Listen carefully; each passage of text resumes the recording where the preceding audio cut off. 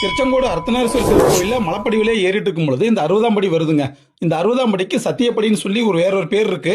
வருடந்தோறும் பிப்ரவரி மாசத்துல படித்திருவிழா நடக்குதுங்க. படித்திருவிழா ரொம்ப மிகச்சிறப்பாக நடைபெறும். தமிழ் வருடங்கள் 60 வருடங்கள் இருக்கு. ஸோ அதை ரிசம்பிள் பண்ணி தான் இந்த 60 படிகள் அமைச்சிருக்காங்கன்னு சொல்றாங்க.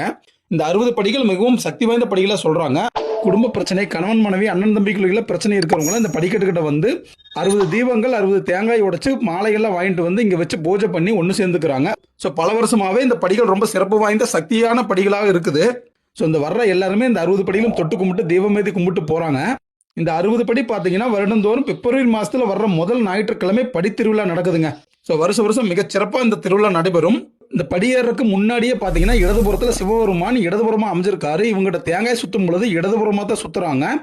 இந்த 60ஆம் படி ஏறி முடிச்சதுமே மேல முருகப்பெருமான் இருக்காருங்க. ஸோ கல்லுலயே வடிச்சு வச்சிருக்காங்க. பல 100 வருடங்களுக்கு முன்னாடியே இந்த சிலைகளை அமைச்சு வச்சிருக்காங்க.